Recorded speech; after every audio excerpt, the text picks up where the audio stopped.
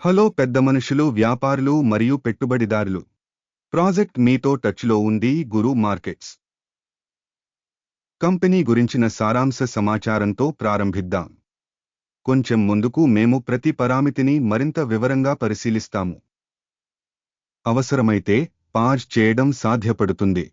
మీరు కార్పొరేషన్ యొక్క ప్రతి సూచికను మరింత దగ్గరగా అధ్యయనం చేయవచ్చు. మేము కంపెనీ యొక్క ప్రస్తుత ప్రాథమిక సూచికలను పరిశీలిస్తాము. Nvidia corporation, ticker NVDA. ఈ సమీక్ష మే 29, 2025 సమాచారంపై ఆధారపడింది. వర్గీకరణ ద్వారా గురు మార్కెట్స్ సంస్థ ఎన్విడియా కోర్ప్ ఉపవర్గానికి చెందినది. AI 35 సంస్థలు విశ్లేషణలో పాలుపంచుకున్నాయి మరియు ఇది చాలా ప్రతినిధి. అధ్యయనంలో ఉన్న సంస్థ యొక్క మొత్తం ఫలితం క్రింది విధంగా ఉంది: 10 పాయింట్లలో 3.5. ఉపవర్గం యొక్క సగటు స్కోరు 3.2 పాయింట్లు. మీరు దీన్ని విస్తృతంగా పరిశీలిస్తే మొత్తం ఆస్ మార్కెట్లో మొత్తం స్టాక్ మార్కెట్కు సగటు స్కోర్ 1.9 అని మీరు చూడవచ్చు. కంపెనీ స్కోరు 3.5కి వ్యతిరేకంగా ఎన్విడియా కోర్ప్. కంపెనీ స్టాక్ ధర యొక్క కదలికను పోల్చడం ద్వారా ఎన్విడియా కోర్ప్ మరియు ఉపవిభాగం కంపెనీలు 12 నెలలకు పైగా కంపెనీ షేర్లను మనం చూడవచ్చు. ఎన్విడియా కోర్ప్ 29.9% మార్పును చూపించింది. 29.2% ఉపవర్గంలో ధర మార్పులకు వ్యతిరేకంగా ఉన్నాయి.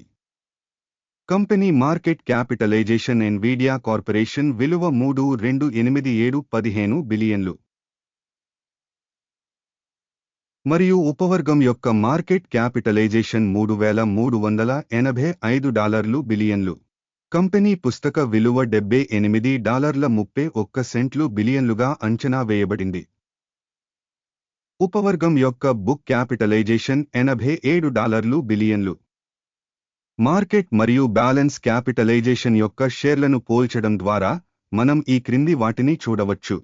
వాటా ఎన్విడియా కార్పొరేషన్ సబ్ కేటగిరీలో స్టాక్ మార్కెట్ వాల్యుయేషన్ 97.115%. పుస్తకం విలువ 89.604%.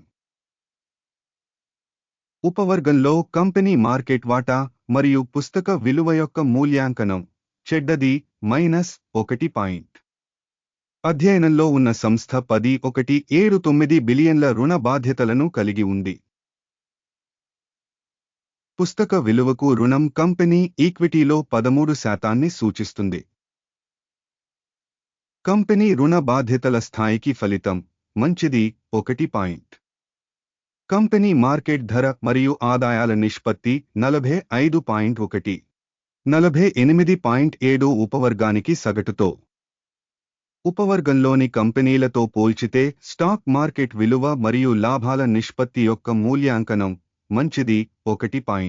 గత 12 నెలల లాభం $72,868 మిలియన్లు. తదుపరి 12 నెలలకు అంచనా వేసిన లాభం 137,101 మిలియన్లుగా అంచనా వేయబడింది. ఉపవర్గంతో పోల్చితే అంచనా వేసిన భవిష్యత్ లాభం యొక్క సూచిక యొక్క అంచనా మంచిది 0.5 పాయింట్లు. కంపెనీ ధర మరియు రాబడి నిష్పత్తి 25.2. ఉపవర్గం 25 కోసం సగటు.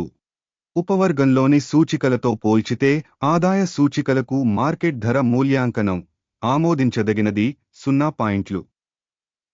గత 12 నెలల్లో ఆదాయం 130,480. రాబోయే 12 నెలల భవిష్యత్తు ఆదాయం 1,916 బిలియన్లుగా అంచనా వేయబడింది. ఉపవర్గంలోని సూచికలతో పోల్చితే అంచనా వేసిన భవిష్యత్తు రాబడి సూచికల అంచనా మంచిది 0.5 పాయింట్లు. అమ్మకాల మార్జిన్ 55.8%. ఉపవర్గంలో సగటు 51.4%. ఉపవర్గంలోని కంపెనీల పనితీరుతో పోల్చితే విక్రయాల లాభదాయకత అంచనా మంచిది 0.5 పాయింట్లు. ఉపవర్గం ద్వారా సిబ్బంది సంఖ్యల పరంగా కంపెనీ వాటా 76.137%. ఇది మార్కెట్ క్యాపిటలైజేషన్ వాటా కంటే 28% తక్కువ. సంస్థ యొక్క ప్రతి ఉద్యోగికి మూలధనం మొత్తం $91,325,000.